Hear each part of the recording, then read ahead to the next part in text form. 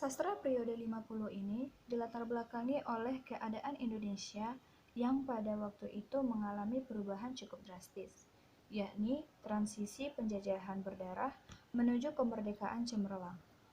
Para sastrawan mulai mencari bahan-bahan yang merujuk pada kebudayaan Indonesia yang murni dan membebaskan pada kebudayaan asing setelah penjajahan. Partai politik memiliki pengaruh tersendiri pada periode 50 ini. Pada waktu itu, Indonesia menganut sistem politik parlementer, di mana pemerintahan berperan sebagai lembaga eksekutif yang harus bertanggung jawab kepada parlemen.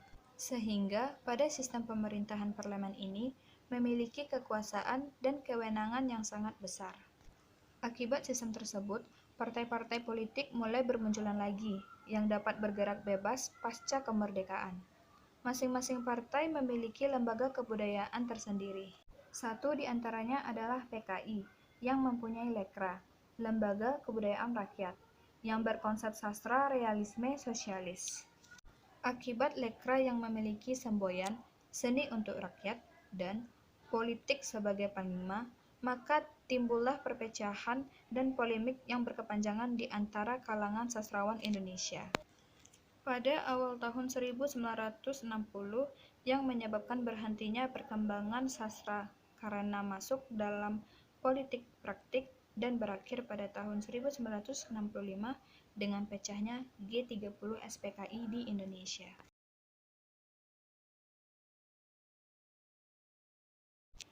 Selanjutnya kita masuk dalam sastra majalah. Sejak tahun 1953, Balai Pustaka kedudukannya tidak menentu. Penerbit ini berkali-kali mengalami perubahan status. Ditambah lagi penempatan pimpinan yang bukan ahli serta anggaran yang tidak mencukupi menyebabkan kemacetan produksi. Oleh karena itu, aktivitas sastra terutama hanya dalam majalah-majalah seperti Gelanggang atau Siasat, Mimbar Indonesia, Zenit, dan Pujangga Baru.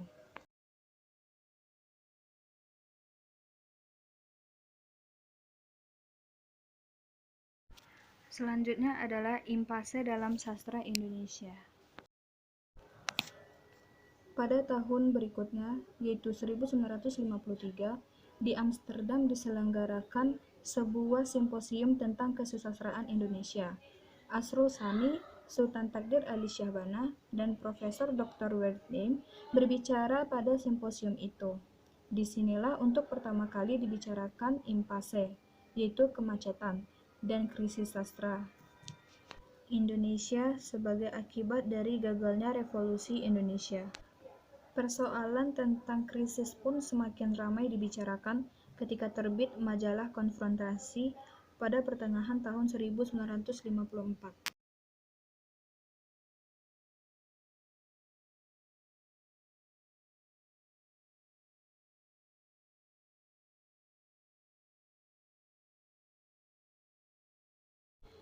Berikutnya adalah karakteristik pada periode 50.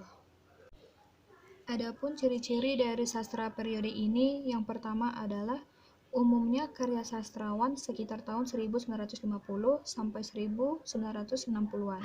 Yang kedua, sampai tahun 1950-an, sastrawan angkatan 45 juga masih menerbitkan karyanya. Yang ketiga, corak karya cukup beragam karena pengaruh faktor politik ideologi partai. Yang keempat, terjadinya peristiwa G30 SPKI sehingga sastrawan Lekra disingkirkan. Yang kelima, gaya epik atau berbicara berkembang dengan berkembangnya puisi cerita dan balada. Yang keenam, gaya mantra mulai tampak balada-balada. Yang ketujuh, gaya ulangan mulai pada berkembang meskipun sudah dimulai oleh angkatan 45 sebelumnya. Kemudian yang ke-8, gaya puisi liris pada umumnya masih meneruskan karya gaya angkatan 45. Dan yang terakhir, gaya slogan dan retorik makin berkembang pada periode ini.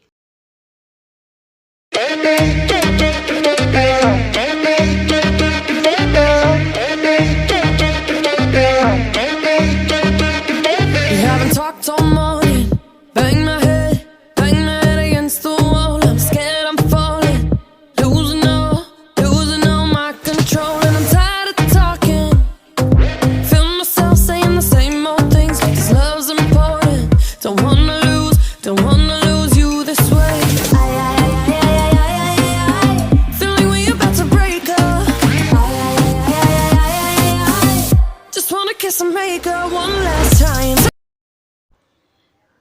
Yang terakhir adalah perbedaan antara angkatan 45 dengan periode 50. Berikut penjelasannya.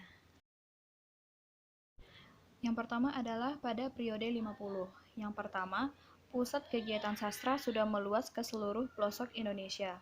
Yang kedua, nilai keindahan terbentuk atas peleburan antara ilmu dan pengetahuan asing berdasarkan ukuran nasional. Dan yang ketiga, kebudayaan daerah lebih banyak dimunculkan untuk mewujudkan sastra nasional Indonesia. Berikutnya adalah pada angkatan 45. Pada angkatan 45, yang pertama, revolusioner dalam berbentuk dan isi, membuang tradisi lama dan menciptakan bentuk baru sesuai dengan getaran sukmanya yang merdeka.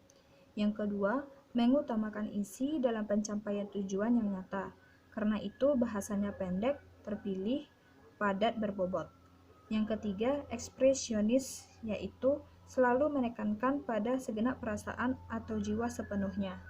Kalimat yang digunakan tidak panjang-panjang, tetapi kalimat pendek berisi dan seringkali menggunakan kalimat yang hanya terjadi dari satu patah kata saja.